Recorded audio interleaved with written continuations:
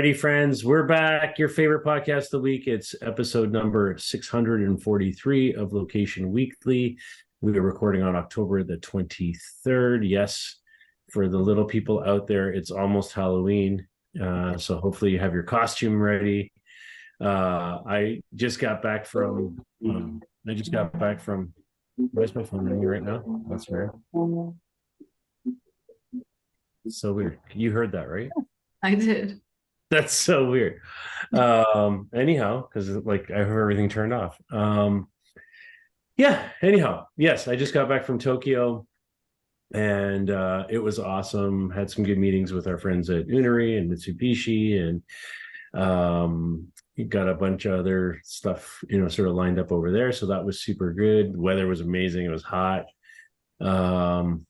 As it's already getting cold here, and the fall colors are out. But what's going on with you?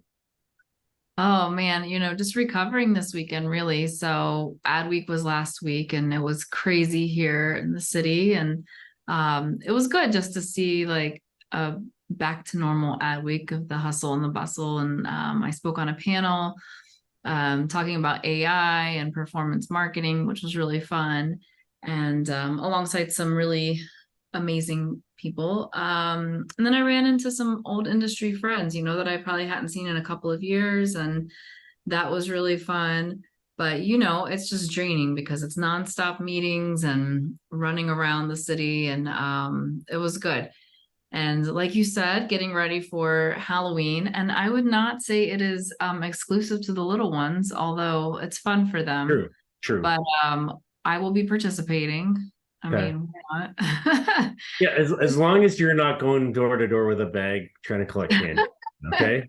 You can dress up, you can enjoy it, but yeah, if you're out there collecting candy, that's going to be a little awkward. No, you just got to taste one or two to make sure the candy's safe once it gets There, back to yeah, there you go. the house. um, Absolutely. yeah, so it's good. Like you said, it's getting cooler. Fall is on its way, and lots of other things that are starting to happen. So it's like the nonstop rush now into the holidays and the end of the year. There you go. So what are the girls dressing up as? So we have two different costumes because my brother-in-law has a birthday that's on Halloween and he always does a big costume party. So for that, my oldest daughter is going to be Cruella de Vil. I have somehow fallen into the trap of being a Dalmatian with my youngest daughter, and my husband will be the dog catcher. And for the trick-or-treating, though, door to door, they're going to be cowgirls. So they're going with a group of all their girlfriends and they'll have a posse, I guess. Nice. There you go. A posse. Okay, cool. Well, let's jump into this. I'll let you kick it off with the first story. Okay, so Anthropologie, I love that store. I'm sure many of you do. Partnered up with Pinterest. So they created a holiday show house. And this was a pop-up they just did this past week in Brooklyn Heights, in a brownstone. So basically they outfitted the entire brownstone with items from Anthropologie. So it ran from the 11th to the 15th. And everything had like unique QR codes in each room. So visitors could have this shoppable experience alongside digital and physical. So like merging that in-person experience into the digital world. There were some Pinterest creators that were like bringing some of these trends to life through their social content. And then they used obviously the products that were featured in the show house, which was really cool. This is part of like Anthropologie's strategy as they're kind of moving into the holidays, and just attracting multiple age groups for customers. And then, I think they're trying to just unveil some new features across Pinterest right now. Like, how do we work with specific retailers and maybe do some more of these prototypes and like bespoke type of engagements and pop-ups and things like this. They did another one back in the earlier part of the year with Banana Republic on wedding week programming. So I think this is really interesting. I like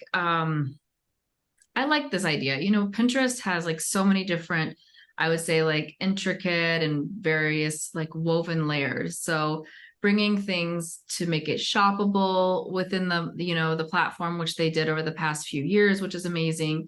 The image search and recognition piece is amazing.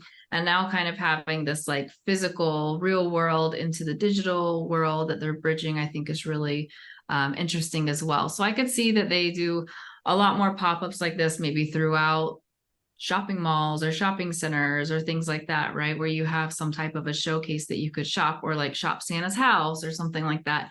I think there's a lot of really cool opportunities for them to partner with brands and do this as part of a retail strategy, and bringing that brand like really out of that brick and mortar location as well onto the platform. So I think this is cool. What do you think?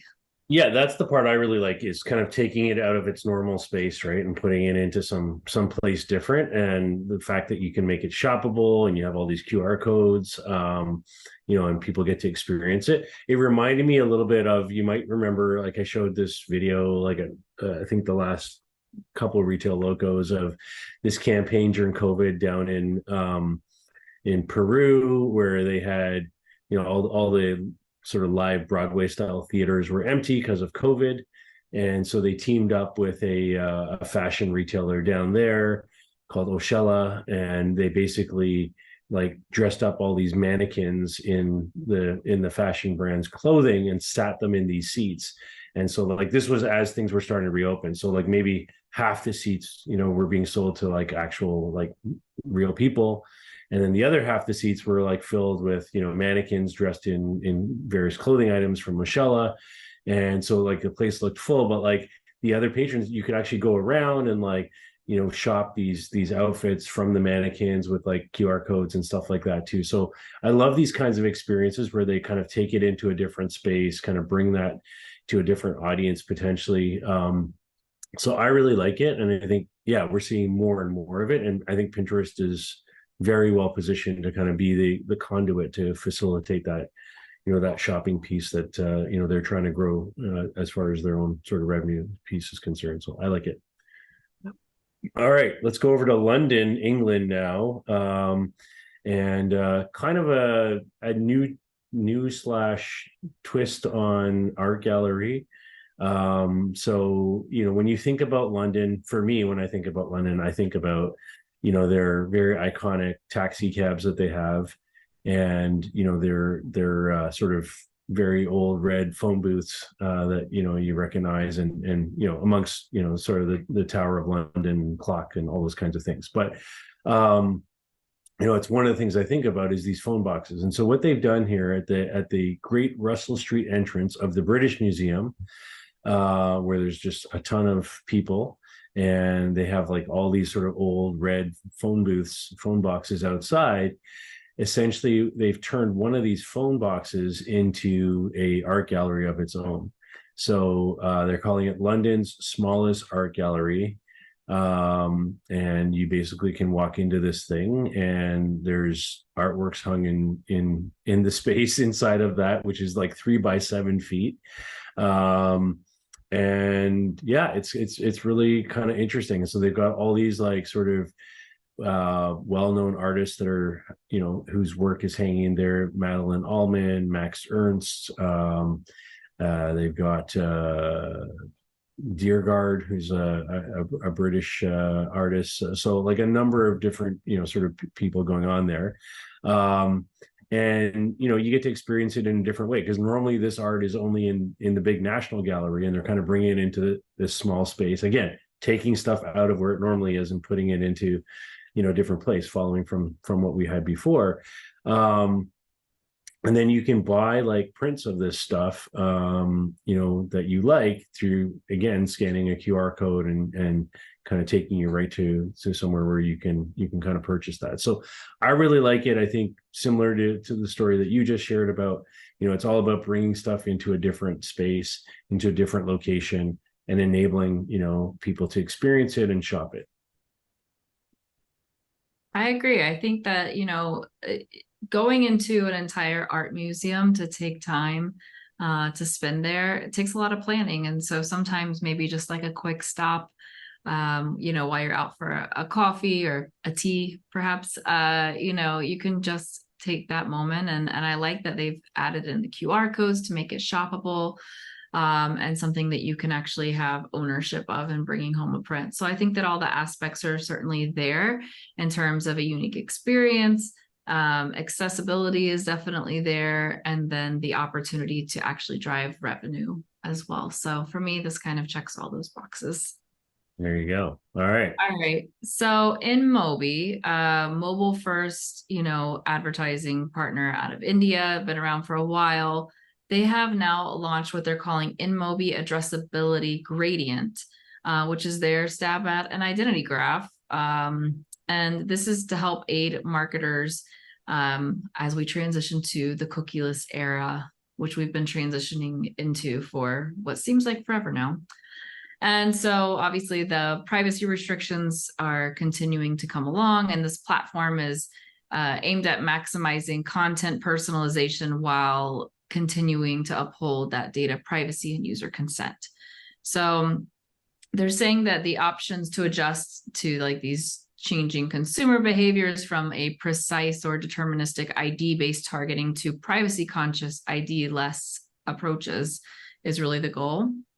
So they're using a variety of identifiers like Maze, which are mobile advertising identifiers, and also have interoperability with people-based identifiers. So think LiveRamp's ID, the Ramp ID, and maybe some others. And they're saying when used in conjunction with the company's identity graph, that it can provide precise targeting, finding connections between users and shared interests.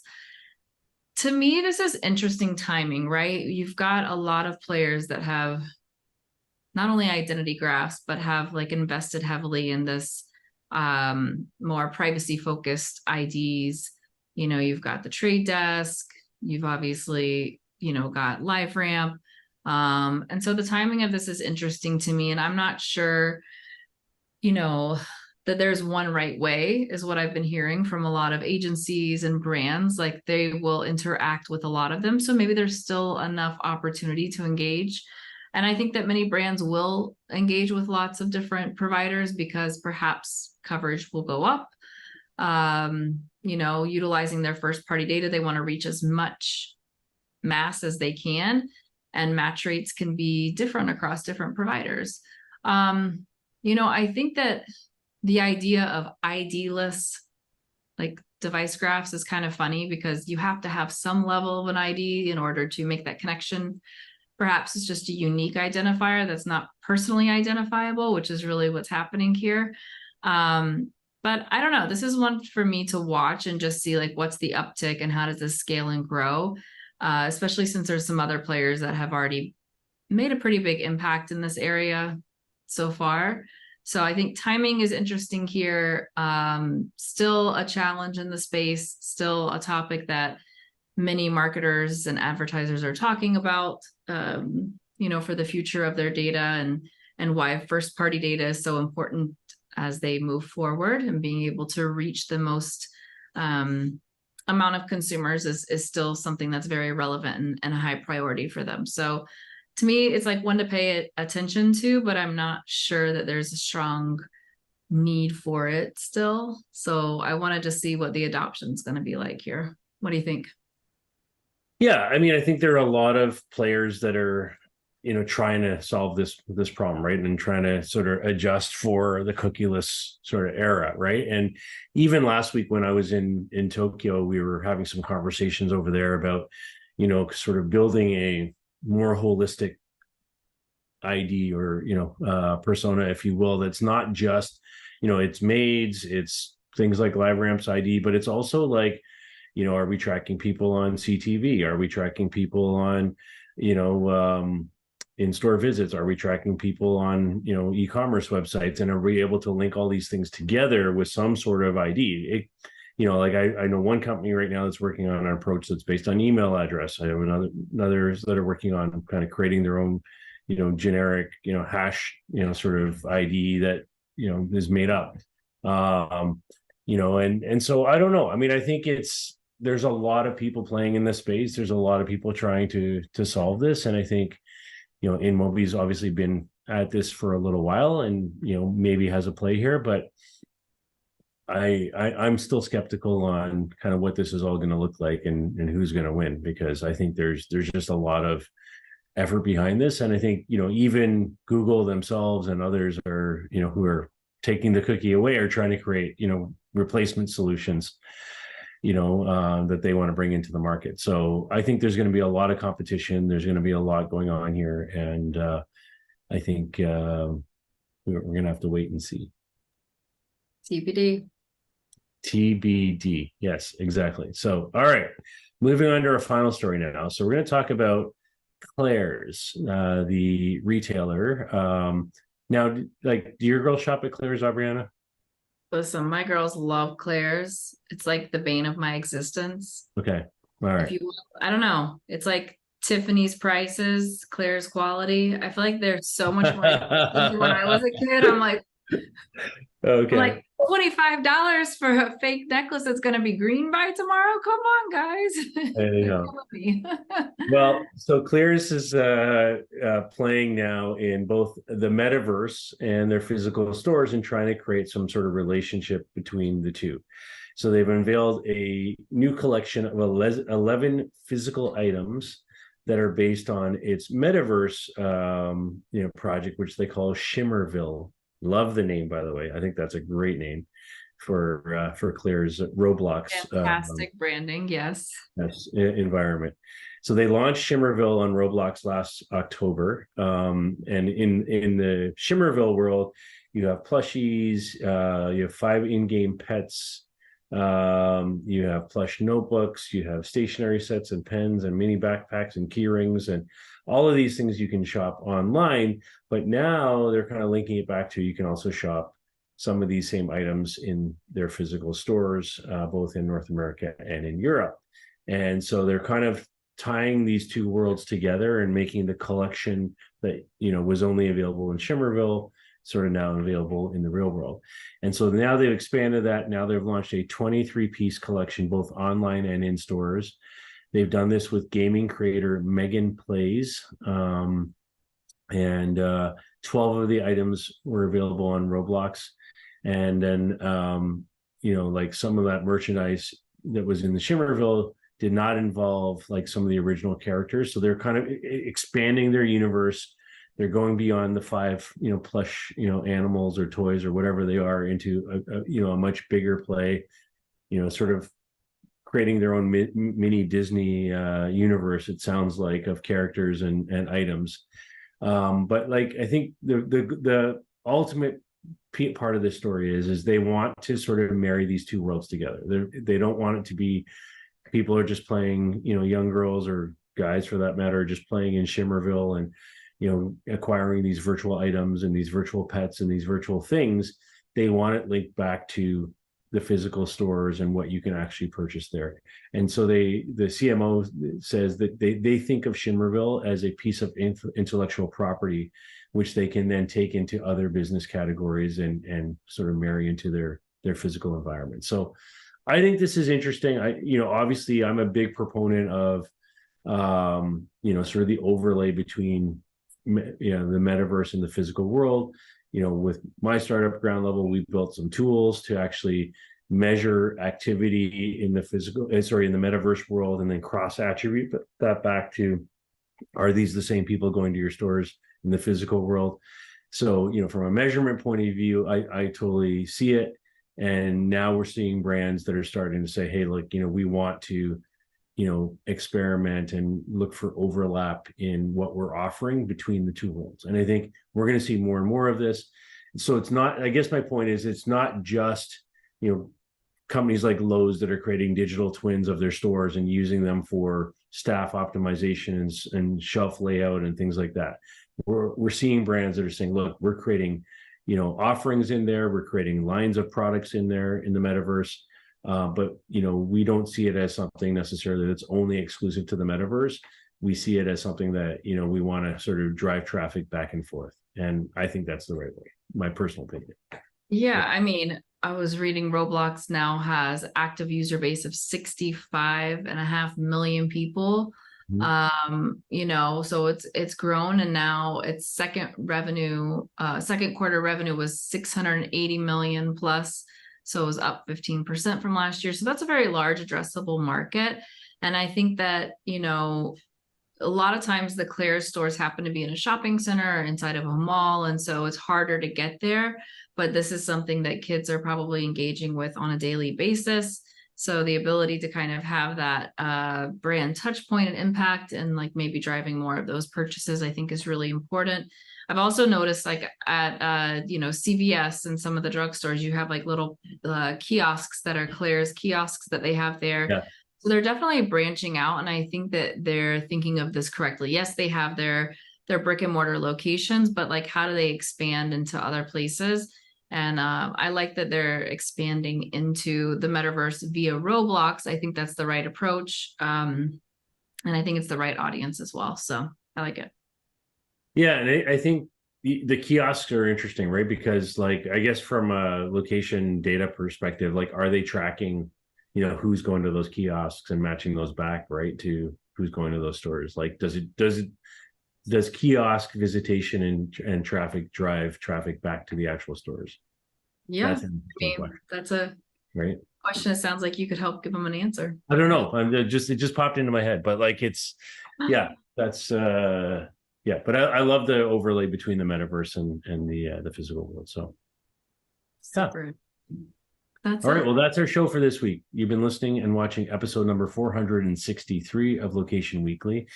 Just a final reminder for those who don't have a ticket yet, Retail Loco, our signature conference, is in Atlanta next week, November 1st and 2nd at Phipps Plaza with Nobu Hotels and Simon Malls.